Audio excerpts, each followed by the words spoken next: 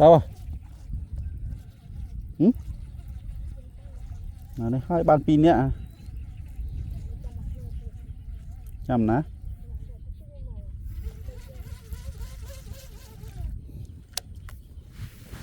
ná phô mại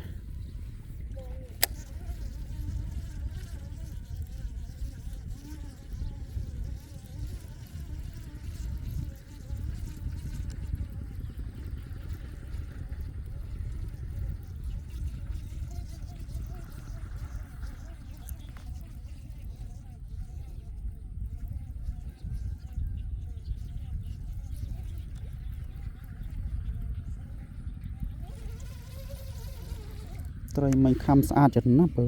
trời trơ tiết nó mình giọt bàn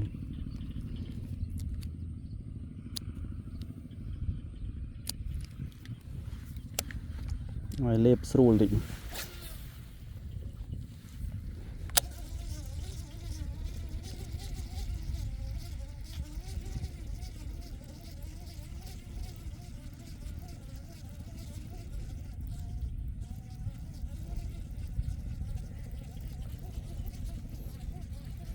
cái này cái này cái trâu của này cái bật đó hả?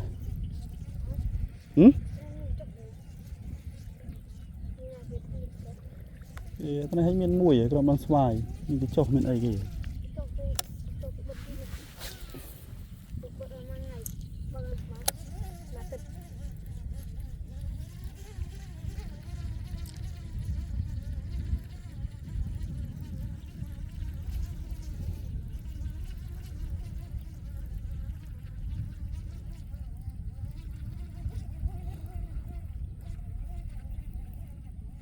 cho mà mình khăm mình trơ chừng nắp đã rất tấp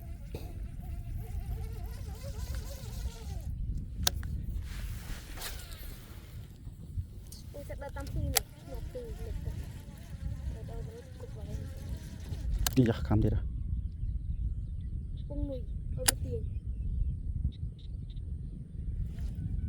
lột bạt lột ở tray xên thì nó bao nhiêu ai xem mà tray nó ấy lột này miền lột nữa lột áp xên đó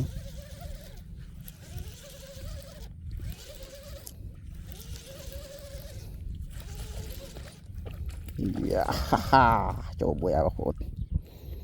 xa xa xa nè ngồi này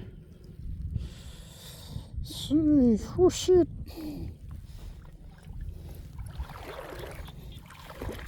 chỗ mùi áo loi bạn tray ngao chứ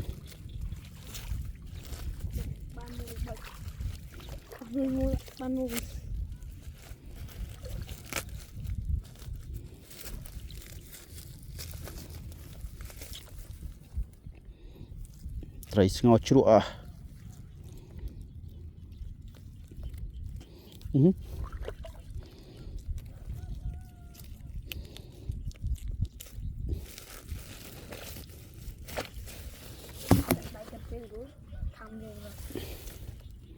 tích vào đây chưa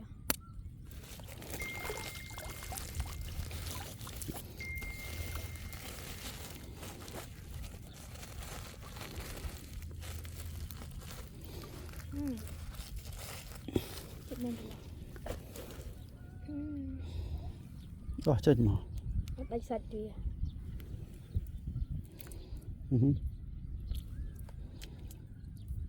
nó có gì mà đó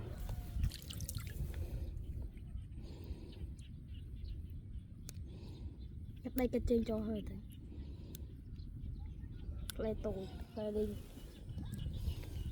tội nhiệm là thông cả tray tôi